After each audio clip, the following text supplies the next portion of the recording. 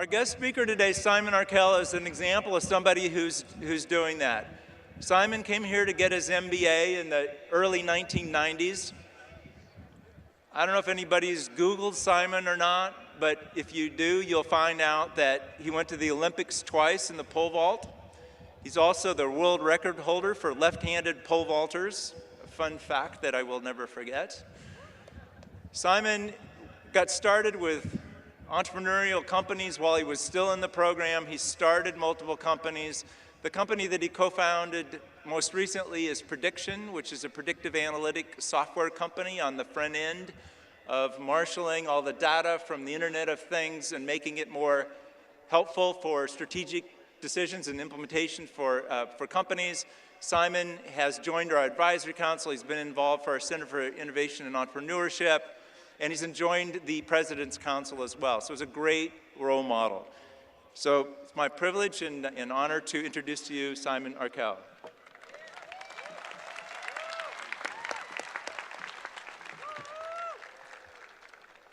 $50 billion.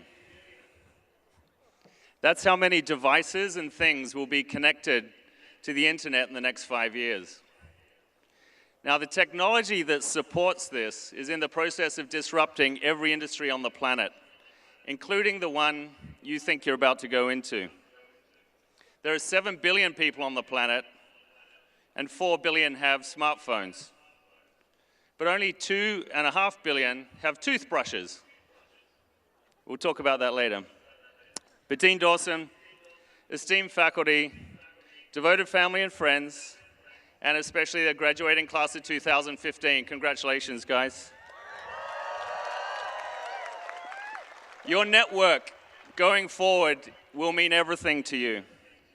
So I'll talk a bit about my days at Cal Poly here, but also about how to build a network, how to find a great mentor, how to give back to your communities, and how to fail gloriously at all of the above. I think we can all say that we're thankful for having gone to Cal Poly. I know I am. It's been a couple of, 22 years now. And you look at the accomplishments of some of the Cal Poly graduates, and even the school that's ranked number 5 in the country for being the most selective. So you made it here. It's also number 5 in the country for return on investment, which means you're all going to make a ton of money as soon as you leave here. And pay your parents back much faster than your friends at USC. Yeah.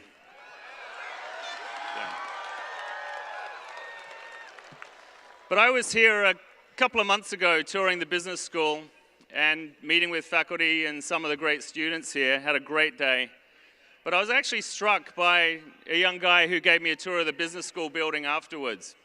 And I think, not to single him out or to embarrass him, which I plan on doing today, but I think he's indicative, and his talent and quality is indicative of some of the people here today. And I'm going to read, actually, Brian Henson. Could you just stand up?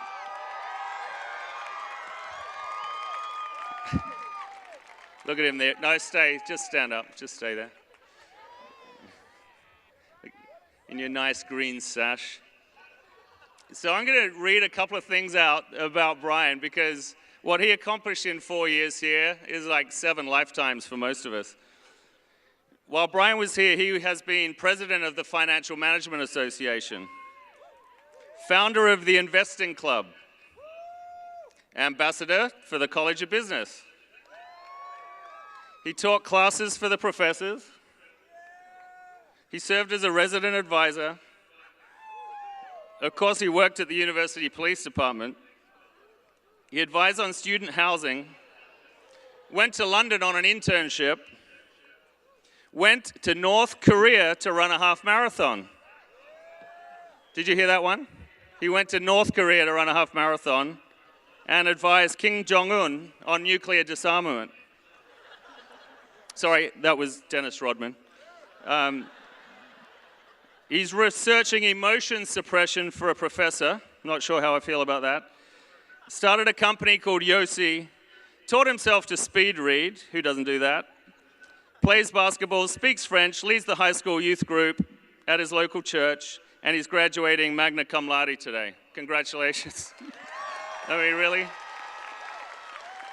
I know this is embarrassing. I feel like there's absolutely nothing I can tell Brian here today, and he might as well come up and give the speech. Really? Brian? I was kidding. Sit down. Get back down. But graduating from Cal Poly and doing my MBA here was one of the best things I ever did. I lived over at the Stenner Street apartments. Anyone lived over there in the last 4 years? They were really crappy back then. Can't even imagine what they look like now. But I lived with my old college roommate who I met here, and I think he's here today. Manoj, are you around? Can you stand up? Anyway, don't know where he's sitting right now. But he's a successful CEO and a great guy now, and if I described what he achieved here, it would have said drank beer and rode his skateboard to school. But so there's a lot of hope for anyone who is marginally above that. But I started a business from my apartment here over at Stenner Street, and I was buying software and shipping it to Australia, where my buddy marked it up by 500%. And it was a great little business for going to school here, but it wasn't quite enough money. So I took a job over at the Cal Poly Business School in the computer lab there in the early days. We were the first incoming class of the new, now very old business school. I needed a printer though because I didn't have enough money for it, so I kind of used the printer for my invoices while I was working at the computer lab. And apparently my manager didn't like that very much because he asked me to take an early retirement. Has anyone ever here been fired? That was the only time I was ever fired. But it was a bit of a problem for 3 reasons. Firstly, I really needed the printer to run my business. Secondly, I needed the money and didn't have a job anymore. And secondly, I was pretty sure there'd be no way they'd invite me to give the commencement speech 20 years later if I was fired from the business school. So thank you, Dean Dawson, for looking past that.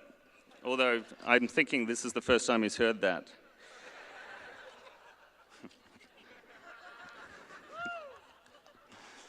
But anyway, back to the network. You guys, as I mentioned earlier, the world is changing right now. I'm in the epicenter of high tech. I run a predictive analytics software company, and the world is a-changing. There will be 50 billion devices connected by the end of 2020, and only 2.5 billion toothbrushes. Who here thinks that's a bit of a problem, that you could have 4 billion of these devices? Well, your network is going to be the difference between success and failure as you go forward. You guys know a lot, obviously, you're Cal Poly graduates. But the social networks are a little superficial. They're very broad and wide. We all use them. Who's used Facebook today? Yep, Instagram, Tinder. Brian? Don't worry, your parents don't know what it is. It's okay. You can admit it. But did you know that the top 5 things this is used for is not even to make a telephone call? True. And there's a new social networking tool, and it's called your mouth. And what you do is you pick up the phone and you use your mouth to actually call people. It's actually quite important because forming a personal relationship is going to mean the difference between success and failure as you go forward into your careers. And I do that all the time. I'm the CEO of my company, but I think what it really stands for is Chief Entertainment Officer, because for 40 weeks a year, I'm on an airplane and I'm out meeting with people. And it's breakfast, it's lunch, it's dinners, it's drinks, it's going to someone's office occasionally, having drinks again. But what you do is you create, and by starting now, you create partners for life, customers for life. And if you do this, and you grow your network and you start it now, life will get a lot easier for you later. You may notice that the old guys with the gray hair are really successful. Well, they don't tell you the dirty little secret, and that is that they lean on their relationships for years and years, and it gets easier and easier to start the next company, to start the next division, to build the next product, to find the investors. And this is now more important than ever because of the abundance of technology. So my advice is to get out on a plane, get in front of people, but start building that network today. Speaking of old guys, find a mentor.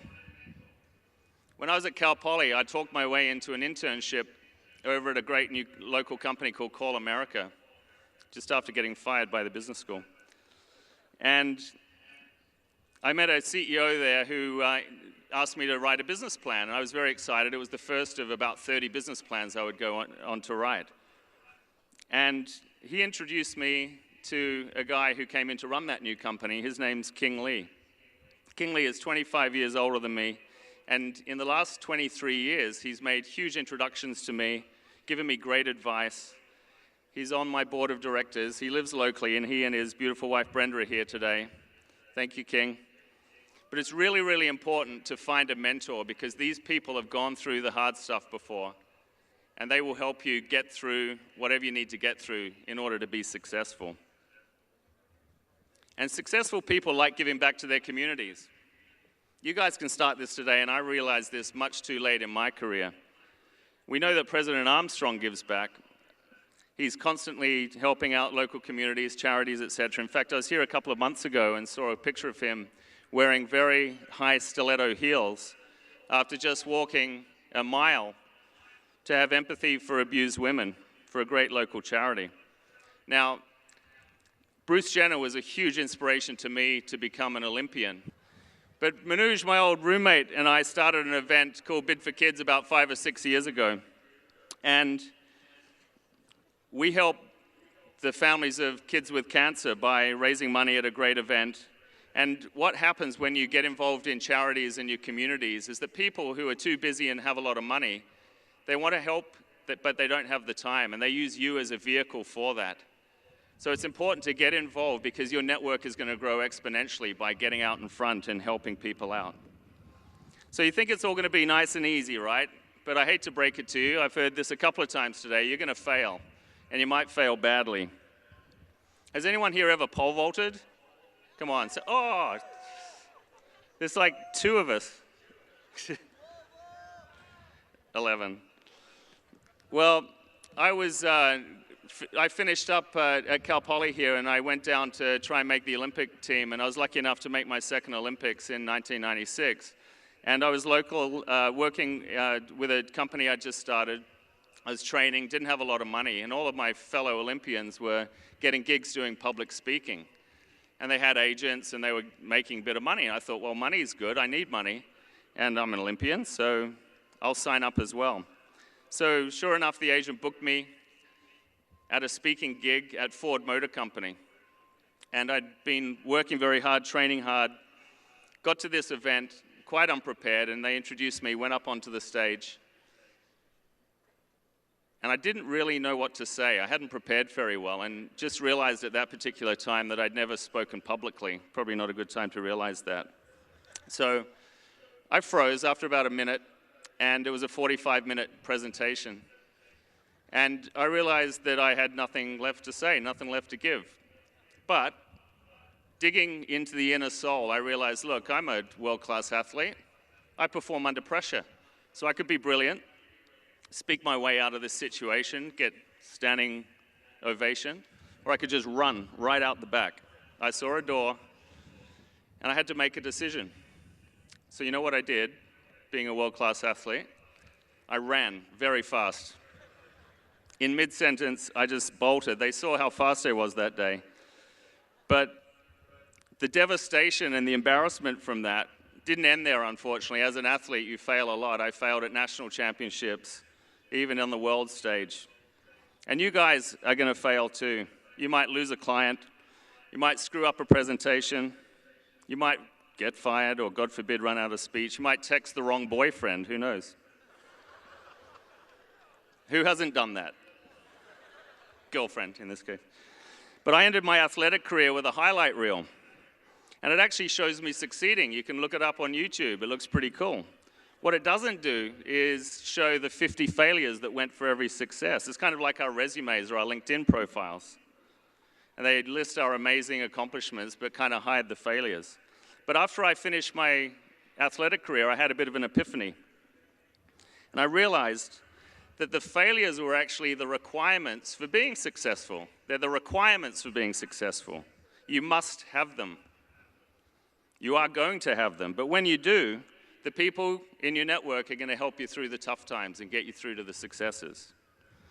So my advice to you, Cal Poly graduates, as you jump into the unknown, to really build your network, find a great mentor, give back to your community, But above all, accept that the failures are just natural progressions that allow you to create your own highlight reel.